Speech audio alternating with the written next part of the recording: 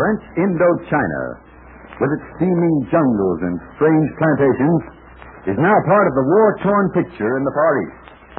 It will soon be the scene of these transcribed Terry tales, the adventures of Terry Lee, American boy and his friends. They are on their way now, and already they've run into more mystery and danger than they can really understand. I'll tell you what I mean in just a moment. Terry and the Pirates is brought to you by the makers of Libby's tomato juice, one of Libby's 100 famous foods. Say, here's a neat trick to pull on your mother. Say, Mom, how about getting me some Libby's Love Apple juice? Well, that ought to get a reply something like this. Now, what in the world is a love apple? And then you tell her that a love apple is nothing more than an ordinary tomato. Love apples were what people years ago called tomatoes before they learned how good they are as a food. And if you want to be real smart and do yourself a favor, tell her that love apple juice may mean just plain tomato juice. But Libby's tomato juice is extra super. Well, you just couldn't get such a wonderful flavor, such rich-tasting goodness from ordinary tomatoes. That's why Libby's tomato juice actually comes from prize tomatoes picked just when they're red ripe and bursting with flavor. And Libby presses the juice from these prize tomatoes so carefully, cans it so quickly, that Libby's special delicious flavor reaches you without loss. And besides, Libby's tomato juice brings you important vitamins. Well, gosh, what more could you ask for? Unless it's to ask Mother for Libby's tomato juice regularly. Now, just be sure she gets Libby's. Libbys. And now, Terry and the Pirates. There are two plantations side by side deep in Indochina. Terry and Pat Ryan are going to the one owned by the very British Mr. Smythe Heatherstone, and a man named Baron Duplexus is going to the other. This Duplexus chap is the right-hand man of the ever-dangerous Dragon Lady. And that's what made Pat Ryan take the job as manager of Heatherstone's property. Pat wants to arrest the Dragon Lady and also discover how and why the former manager, Dylan Kane, disappeared. But we'll get around to all that soon enough. Let's throw in with Terry and Pat at the Irrawaddy Airport. They saw the small Duplexus airplane take off in the darkness. And Pat tried to find out from a nearby mechanic where the plane was bound for, but learned nothing. Well, we'll forget the mechanic, Terry. I've got another stunt. Come on, we'll try it. I want to find out where Baron Duplexus went in that plane. Okay, whatever you say, Pat, but you heard what the mechanic said. He said the destination of airplanes, private planes, is nobody's business. Yeah, I know. But I'm going to make it my business, and you're going to find out for me. Look, the little plane's gone. We saw Duplexus take off with his pilot. We can't call him back. No, but listen to this. Now, here's what I want you to do. You're young, you talk pretty good. You see that little office over there? You mean where the field superintendent is? Yeah, where the lights are, where we stood outside the window and got a good look at Duplexus. So, I want you to do this. And I think we can get all the information firsthand.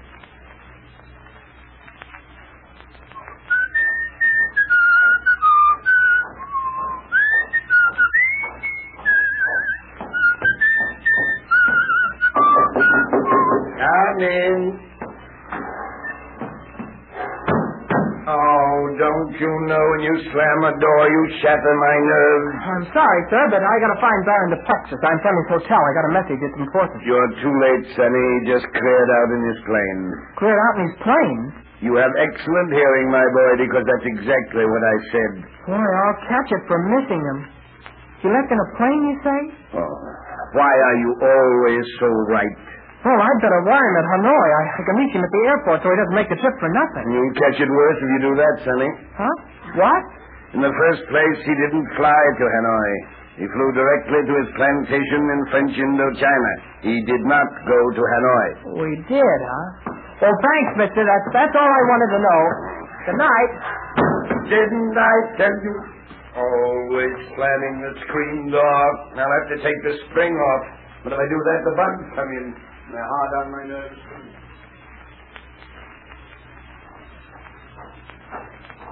Well, Pat, it worked.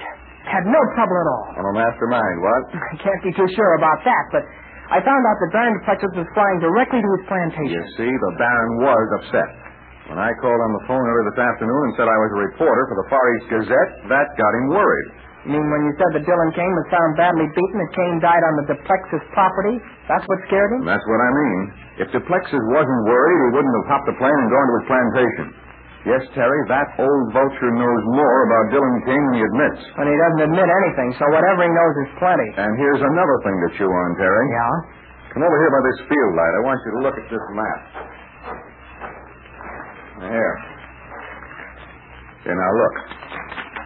We're going for a ride in the regular passenger plane in a few minutes. Uh-huh. Now, take this map here.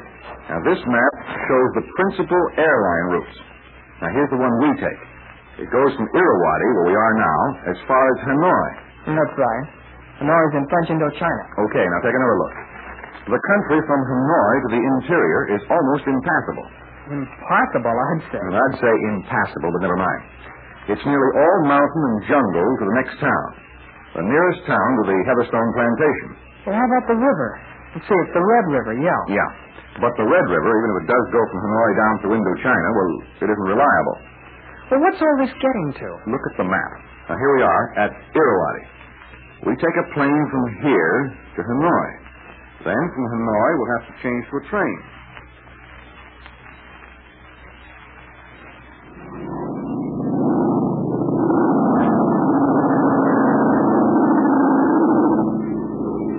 Say, Pat, why not ask the pilot about transportation? Well, I was just going to.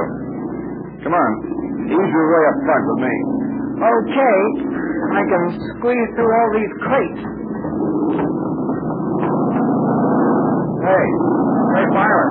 Yes, Mr. D. No brief at all. Just want to get a little information. Look, I can't tell you if we'll be attacked by invader planes or not. I'm not worried about that. Swell. There's no use of bothering it, Brian. I want to know about Hanoi. I mean, when we land there, can we take an ox cart or a go cart or a roller skate and go on the interior? There's a train with a real choo-choo engine. You can ride that as far as Lao Kai. When you get to Lao Kai, the world just comes to an end. Got her off. The beginning of nothing, buddy. Hey, you know Jimmy Henny? Henny? The pilot? Crazy dude? Should say I do. Well, he's our pal. Ah, you don't say. Jen, why didn't you say so? How is all duty? Well, he's still working with the Chinese Army. Still bears charmed life. Now, what's the word on this trip? Well, Hanoi is the only landing field I can send this baby down on. Where you lads headed? We're going down to Lao Kai. You best for another train. Just what I read, it's a little better than walking. But, first of all, why go there? We're going to a plantation not far from Lao Kai. You can have it. I'll take another. I guess you don't get many passengers on this route anymore, huh? No, not since the war. Or even before. Mostly freight stuff. Yeah, so I noticed. I've got a crate spliced against my back right now. Yeah, same here. There's always a lot of freight for the interior. Got another passenger, you know. You have? Well, I didn't notice it. No, he's way in the back. Dead asleep again. Well, how did he get aboard? Did he board the plane in Irrawaddy? Sure. Did you see him? Did you, Terry? I guess we were putting on the feedback in the shack near the... Well, doesn't matter. We drove up with a truck. He helped him put these crates aboard, then he climbed in, went right to sleep. He snored until we took off. Well, this freight going to Hanoi? As far as I know, anybody's freight, man. Well, if I could find a spot to stretch out, I'd go to sleep, too. But... Well, maybe you can go back and ask the other passengers to get over. Maybe I can. Look, am I the only lad who's supposed to worry about invader planes? You know, just because you didn't pay the ride in this place, don't think you can dodge and shoot them. Well, if you're really worried, pilot, you'd sing a lot different song. Sure. I forgot. You mean you Henny. Well, there's a lucky bird. Stop, you in your watch. Well, if you see him again, just say that Plucky Miller set it off. And I'm saying hello right now. Huh? What's that? Lean over here, Terry. Take a look at the address on this wooden case. Look here. This thing is consigned to B. Duplexis at Lao Kai, French Indochina. Well, what do you know? What's wrong with that, boy? Oh, nothing. We just was surprised, that's all. Yeah. Well, then he will see it. All of the place, except the mail, is bound to the same address. Got a lot of boxes, too. But the same rate as passengers, a lot less dollars. And the passenger back there who's asleep, is he part of the freight? Yes. He's traveling to the same address, I guess. Well, I'm going back and curl up in that 2x4 seat, Father. You were the shoehorn with that figure you got. Go ahead, Pap. Watch out for the cases. That sergeant is standing up. Say, Pap. They're all going to the Texas plantation. Yeah, I know. But so is the other passenger. You noticed him get up there. Well, it was dark. A lot of confusion. He didn't notice us, I suppose. Don't know. Well, what are we going to do? About what? Oh, gee. Now, wait a minute before you get all cleaned up. There's nothing to worry about. They're looking in these cases. They're all going to the Texas plantation. Maybe we'll find out. We can't rip them open now. What could all this stuff be doing at the plantation? I don't know. But I know one thing I'm going to do right now. What? I'm going to take a look at the Sleeping Beauty. That's the other passenger, the man who traveled with us. Yeah. Just here this morning. Hey, come on. Ed's back here, and we'll see what he looks like. It's dark back here, Pat.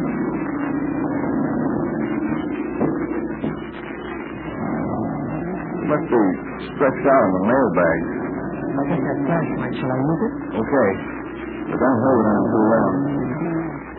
No use spoiling a nice, lovely sound like that. It's snowing. That's what I said. Go ahead, turn on the spotlight. Maybe he'll take a bow in his sleep. Here goes. Look, Pat. Out of the light, quick. That man, the one trailing from the restaurant, you're right. Sure is, the very thing. A man with a scar on his jaw. No mistaking that. Well, Mr. Scarface is working for Baron the Plexus, huh? Surprise, all right. I'm afraid this is going to lead us into trouble, Terry.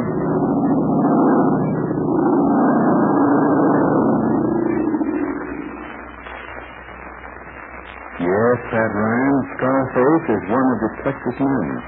And there's going to be trouble. But not what you expect. So keep your eyes open when the plane lands in Hanoi in French Indochina. I'll tell you what I mean in just a moment.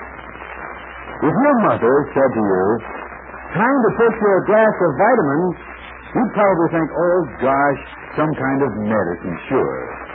But if she said, how about a glass of swell-tasting Libby tomato juice, you'd say, let me at it. But when you drink Libby tomato juice, you get lots and lots of vitamins. This brand juice is rich in vitamins C and A, a good source of vitamins B1 and G. So ask your mother for it. Boys and girls, did you post a dispense stamp in your book today? Well, I sure hope so. Buying dispense stamps and bonds is one of the very best ways of showing you're a true blue American. Well, you're going to hear Mr. Scarface talk in tomorrow's transcribed adventure, and you're going to take an exciting train ride to the jungle plantation town of Leo Kai. So grab onto your nerves and remember, you've got a two-fisted fighting date with Pat and Terry, and, well, you'll find out tomorrow.